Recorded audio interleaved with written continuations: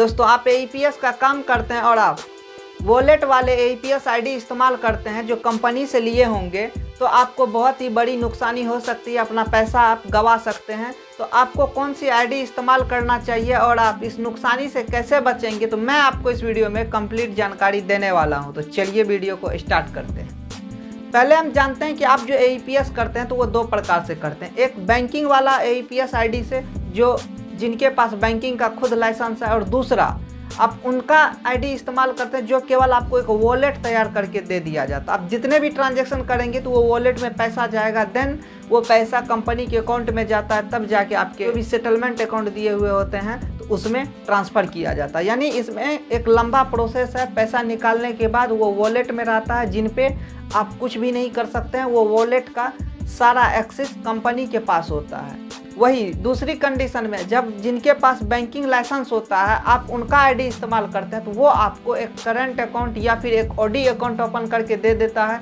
जिसमें आप कस्टमर का पैसा निकासी करेंगे। जैसे ही कस्टमर के अकाउंट से पैसा कटता है तो सारा एक्सेस आपके पास होता है, वो पैसा आपके अकाउंट में क्रेडिट रहता है। इस कंडीशन में क्या होता है कि बैंकिंग आईडी जिनके पास होती है तो उनके पास तो एक बैंक अकाउंट ओपन करके दे दिया जाता है, उनके पास लाइसेंस होता है, जिनसे क्या होता है कि अगर बैंक भाग भी जाती है तो उनका पैसा 5 लाख रुपए तक सुरक्षित हमेशा रहता है। वही एईपीएस आईडी में अगर एईपीएस कंपनी भाग जाती है तो आप उनका कुछ नहीं कर सकते हैं। तो मैं इसमें आपको कुछ ऐसी जानकारी शेयर करने वाला हूँ एईपीएस कंपनी की, और पूरा मिस्ट्री बताऊंगा कि आखिर आपका पैसा कैसे डूब सकता है। अभी बहुत सारे पिन कोड को जो ब्लॉक किया गया, इसमें कुछ ऐसे भी कंपनी है जिसने अपना काम बना लिया है, यानी जेन्युइन रिटेलर को भी ब्लॉक कर दिया और उनका जो भी पैसा था तो वो अभी ब्लॉक करके रखा हुआ। इनकी कोई भी समाधान अभी तक नहीं दिया गया है। ये जो मिस्ट्री है ये शुरुआत होती है ऐसे कि मान लीजिए जैसे आप ही कोई एक कंपनी बनाना चाहते हैं एईपीएस करने के लिए। जस्ट लाइक आप अपने नाम से, जैसे मेरा नाम नीतीश है तो मैं नीतीश पे करके कंपनी बनाना चाहता हूँ।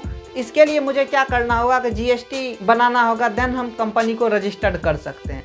अब बात आती है कि कंपनी जब रजिस्टर्ड करेंगे तो इसमें क्या होता है कि जो कंपनी हम रजिस्टर्ड कर रहे हैं तो उनकी भी एक्सेस हमारे पास नहीं होता है। जिनका ये करंट अकाउंट होता है, जिनके सर्वर से हम या फिर जिनके एप्लीकेशन से हम इस कंपनी को चलाएंगे, यानी वो हमको केवल एक एडमिन का एक्सेस दे देगा कि हम जितने भी रिटेलर बनाएंगे या रिटेलर बना सकते हैं, और सभी का एक्सेस हमारे पास दे दिया जाता है। लेकिन जितने भी कस्टमर पैसा विड्रॉ करेंगे तो वो हमारे भी वॉलेट में रहता है, लेकिन जिस कंपनी का हमने सर्वर यूज कर रहा है ये सारा एक्सेस उनके पास होता है। तो उनका एक कंडीशन होता है कि आप 1 करोड़ तक का पर डे लगभग ट्रांजैक्शन करें। अगर आप उससे कम का करते हैं तो आपको उतना पैसा आपके वॉलेट में रखना होगा, तभी जाके जो लोग सेटलमेंट करेंगे अपने वॉलेट से पैसा तो उनके सेटलमेंट अकाउंट में जाएगा, अन्यथा आपकी सेटलमेंट को इस कंपनी के द्वारा रोक दिया जाता है। तो ऐसे में क्या करती है बहुत सारे कंपनी, मान लीजिए उसने शुरुआत में अच्छी काम किया और अच्छा खासा कमीशन देना स्टार्ट किया, उनको कोई भी बचत नहीं हो रहा है, ऐसे में उनकी मार्केटिंग बन गई है। मार्केटिंग बनने के बाद क्या होता है कि जब उनके सर्वर पे यानी पोर्टल में, जैसे आपके जैसे हमारे जैसे कई रिटेलर होते हैं, पैसा विड्रॉ करते हैं 10 करोड़ 5 करोड़ रुपया हो जाता है, तो वो लोग क्या करते हैं कि उनका एक्सेस ही बंद कर देते हैं रिटेलर का,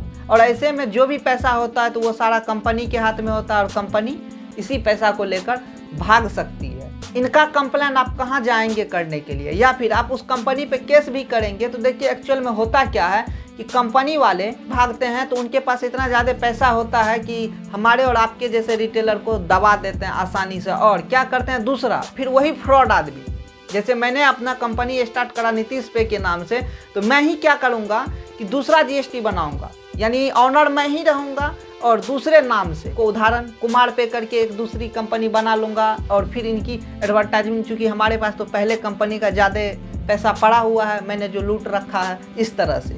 तो ऐसे करके क्या करते हैं बहुत सारे लोग, जैसे कि हमारे पास एक स्पॉन्सरशिप भी आया, तो मैं हालांकि किसी का भी स्पॉन्सरशिप नहीं करता हूं, इस वजह से मैंने खामोखा उनको मना कर दिया। क्योंकि जब आया तो मैंने कंपनी की रिसर्च करा आखिर ऐसा कौन सी कंपनी है जो मुझे स्पॉन्सरशिप दे रहा है। तो मैं नाम नहीं आपको बताना चाहूँगा, ऐसे मार्केट में ढेर सारे कंपनी भी है जिसने कि फरार हो चुका है। तो इसलिए आप जितने भी लोग एईपीएस का काम करते हैं तो आप उन्हीं कंपनी के साथ करें जो आपको एक करंट अकाउंट या फिर ओडी अकाउंट ओपन करके दे रहा है, तभी आप उनके साथ एईपीएस का काम करें ताकि आप सुरक्षित रहें। आप लोग लालच के चक्कर में ना पड़े। उनके बाद आप जिनसे भी एईपीएस आईडी लेते हैं, चाहे वो बैंकिंग वाले हो या चाहे किसी न किसी कंपनी का हो, अगर आप लोग कंपनी के साथ भी जाना चाहते हैं तो आपको क्या करना है कि लोकल डिस्ट्रीब्यूटर से ही लेना है, या फिर आपके रिलेटिव में या फिर फ्रेंड सर्कल में जो आपका डिस्ट्रीब्यूटर होगा आप उनसे ले, ताकि आपको बुरे वक्त में साथ दे सके।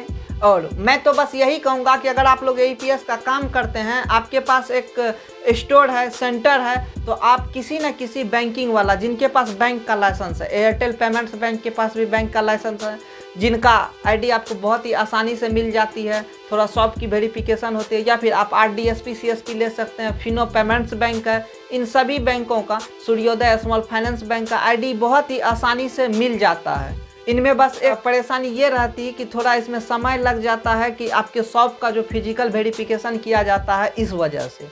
तो आपको ये जानकारी कैसा लगा, आप हमें कमेंट सेक्शन में कमेंट करके ज़रूर बताइए।